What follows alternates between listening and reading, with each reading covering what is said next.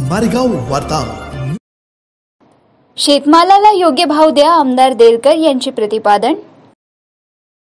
माडीचे उपोषण तुर्तास मागे। अतिवृष्टीमुळे शेती पिकाचे नुकसान झाले आहे, मात्र सरकारने जिल्ह्यातील शेतकऱ्यांना नुकसान भरपाई देण्याऐवजी जिल्हा वगळला होता।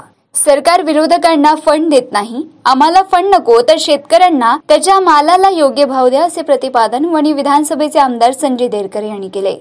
ते माडी येथील उपोषण मंडपात उपस्थित शेतकऱ्यांसमोर बोलत होते।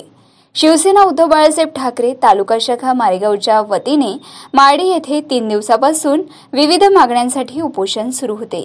या समस्यामध्ये ओला दुष्काळ जाहीर करणे, रस्ते खड्डेमय करणे, विद्युतचा लपंडाव, 132 kV सबस्टेशन सुरू करणे, अवैध धंदे बंद करणे इत्यादी मागण्यांचा समावेश होता। तिसऱ्या दिवशी उपोषणाची सांगता करण्यात आली। आमदार देरकर यांनी उपोषण मंडपात भेट देऊन संबंधित अधिकाऱ्यांशी चर्चा केली। चर्चेअंती हे उपोषण तुर्तास मागे घेण्यात आले आहे। उपोषणकर्त्यांचे लेखी आश्वासनावर समाधान झाल्यानंतर आमदार देरकर यांच्या हस्ते उपोषणकर्त्यांना सरबत पाजून उपोषण सोडले। यावेळी तहसीलदार उत्तम निलावाड, मारेगाव पोलीस स्टेशनचे सहाय्यक ठाणेदार विक्की जाधव, विद्युत विभागाचे अभियंता श्यामसुंदर कुर्रा, उपअभियंता नरेंद्र खटारे, जिल्हा परिषदेचे अभियंता संजय शिंदे यासह विविध विभागाचे विभाग प्रमुख प्रामुख्याने उपस्थित होते। माडी येथील बाजार चौकात बेमुदत उपोषणास बसलेल्या आंदोलनकर्त्यांमध्ये तालुका प्रमुख पुरुषोत्तम बुटे, सचिव दिवाकर सातपुते, संपर्क प्रमुख सचिन पचारे, उपतालुका प्रमुख विजय अवताडे, माजी खरेदी विक्री उपाध्यक्ष शरद ताजने या 5 अधिकाऱ्यांचा समावेश होता।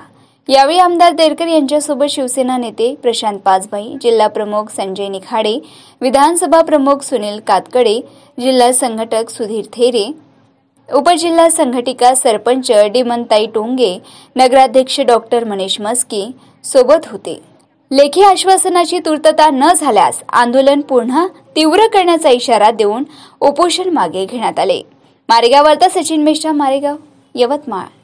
शेतकऱ्याला फक्त त्याच्या शेतमालाला भाव द्या, आम्ही तुम्हाला पैसे देऊ, शेतकरी तुम्हाला पैसे देईल, काही गरज नाही आम्हाला तुमच्या या अनुदानाची या फुकट वाटण्याची।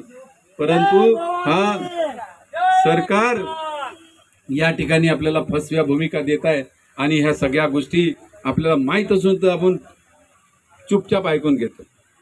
कुठेतरी थांबवलं पाहिजे बाबा रो, हे लोक आपला जीव घेण्याच्या पाडीवर आले आहे। आता बघा शेतकऱ्याच्या शेतमालाला भाव नाही, कोणतीच सुविधा नाही, फक्त शेतकरी वंचित आहे। बाकी सर्वांना मला बघा या देशात कोण सुखी आहे? व्यापारी सुखी आहे?